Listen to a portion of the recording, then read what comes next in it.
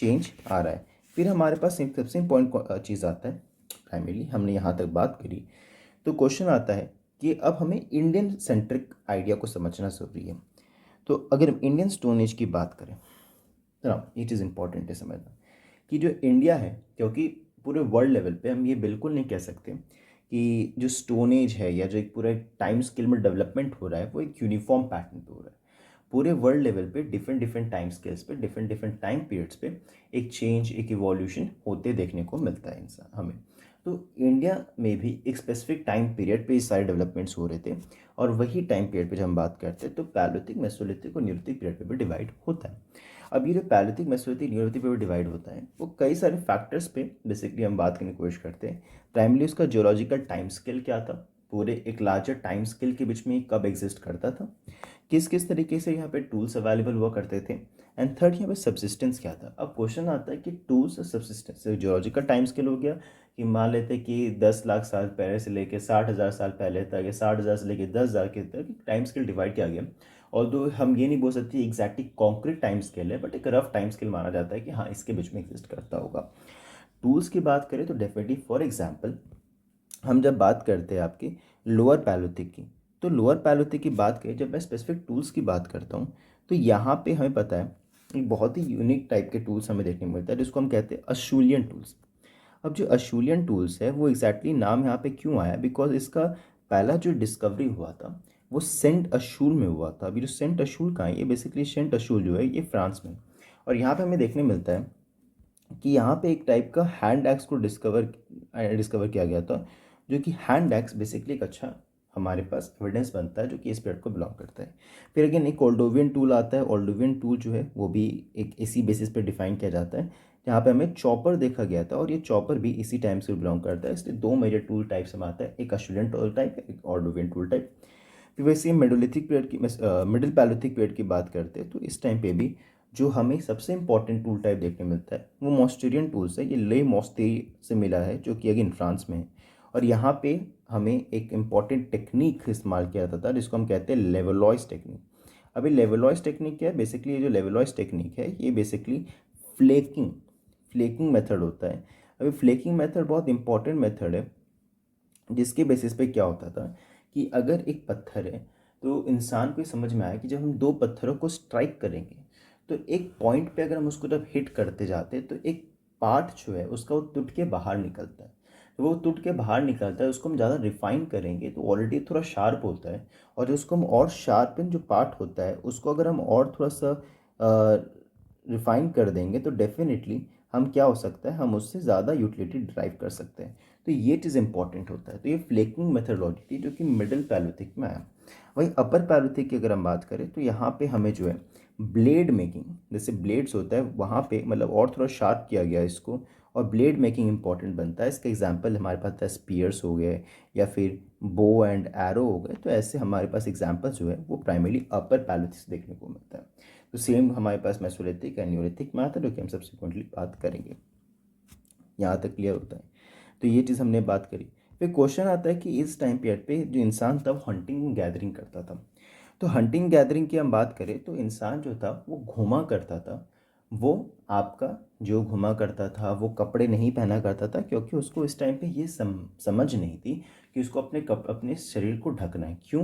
क्योंकि उस time period पे, क्योंकि एक इंसान, अगर हम सबसे इम्पोर्टेंट आइडिया की हम बात करें, चार्ल्स डार्विन के आइडिया में माना जाता है कि अगर उसके आइडिया में हम डिविनिटी के एस्पेक्ट को हटा दें तो उस केस में उसकी जो थ्योरी ऑफ इवोल्यूशन, या कह सकते हैं कि एक अडेप्टेबिलिटी की जो थ्योरी आती है कि जितना ज़्यादा एक ऑर्गेनिज्म है वो चेंजिंग इकोसिस्टम के हिसाब से अपने आप को अडेप्ट करते जाता है, उसकी सर्वाइबिलिटी ऑफ द फिटेस्ट जो हम कहते हैं वो पॉसिबिलिटी बढ़ जाती है।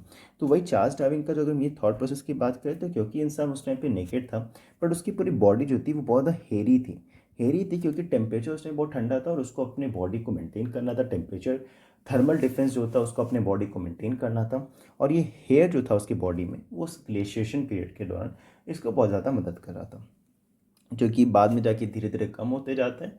एंड हमें पता चलता है कि वो बाद में जाके बिल्कुल कम हो जाता है, एंड बाद में इंसान को समझ में आता है तो वो कपड़े भी पहनना शुरू करता है, जो कि बहुत बाद में ट्रांजिशन हमें देखने को मिलता है। वही फिर हम बात करते हैं साइट्स की बात करते हैं। अब साइट्स इंपॉर्टेंट क्यों आता है, बिकॉज अगर हम यहाँ पे साइट्स में बात करें तो तीन तरीके के प्राइमरी साइट्स हुआ करते थे। साइट्स होता है बेसिकली एक ऐसा साइट होगा जहाँ पे इंसान रहता होगा। देखो इस टाइम पे ये बात बिल्कुल सच है कि साइट्स जो थे वो एग्जैक्टली आपका परमानेंट सेटलमेंट नहीं हुआ करता था, वो टेम्प्रेरी सेटलमेंट हुआ करता था।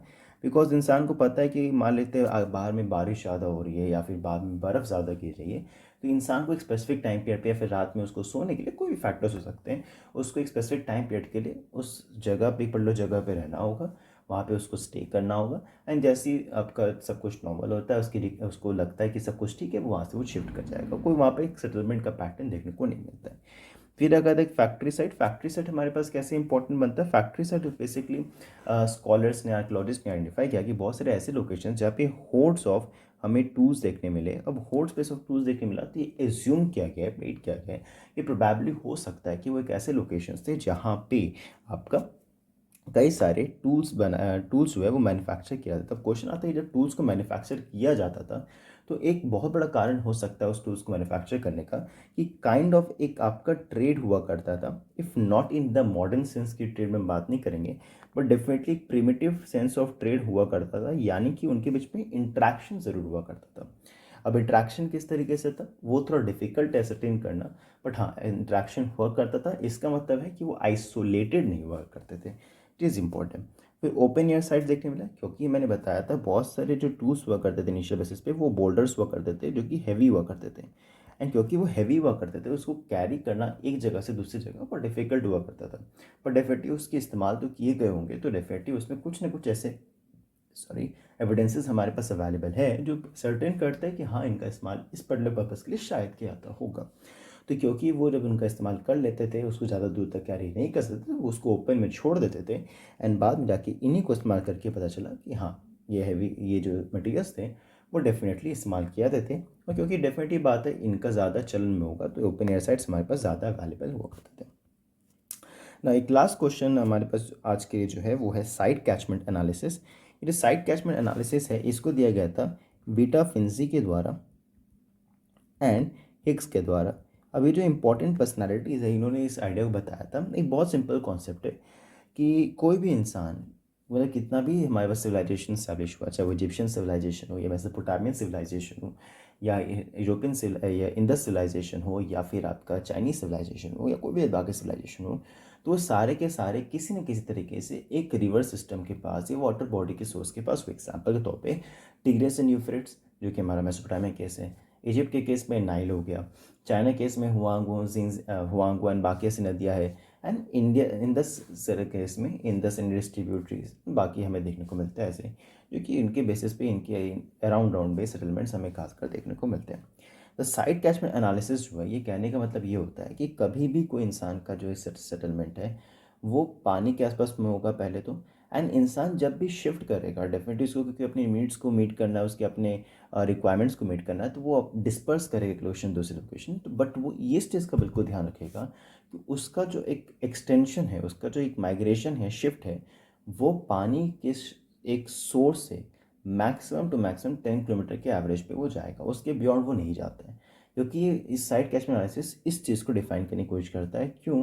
क्योंकि उसको हमेशा पानी की रिक्वायरमेंट करनी है। पानी एक ऐसा लोकेशन जहाँ आपको अपने कैटल्स को पानी पिला सकता है, वहाँ पे एग्रीकल्चर करना पॉसिबल हो सकता है, वहाँ पे सेटलमेंट या सस्टेनेंस एक्चुअली पॉसिबल होता है, जो कि बाकी जगह पे पॉसिबल एक्चुअली नहीं हो पाता है। कई सारे और भी है हमारे पास स्कॉलर्स जो बताने की बहुत से तरीके की कोशिश करते हैं। इसका एक बहुत अच्छा एग्जाम्पल के पाडाया जो है वो बताने की कोशिश करता है कि होंगसी जो कि इंडिया में है, वहाँ पे हमें कुछ ऐसे एग्जाम्पल्स देखने को मिले। कई सारे हमें और भी सेटलमेंट्स देखने मिले जहाँ पे हमें पोस्ट होल्स देखने मिलते हैं, एंड बहुत सारे ऐसे एग्जाम्पल्स हैं जहाँ पे हमें एक kind of primitive economic activity है। फॉर एग्जांपल बिलान वैली हो गया, पैसरा हो गया, तो वहाँ पे हमें ऐसे एविडेंसेस भी देखने को मिले। तो ये बेसिक रफ आइडिया था with respect to the entire prehistory का एक basic introduction part and the palaeolithic का पार्ट जो कि हमारे लिए बहुत इंपॉर्टेंट बनता है। अगर आपको मेरे एफर्ट्स डेफिनेटली अच्छे लगे तो do like comment and share. Thank you. जय हिंद।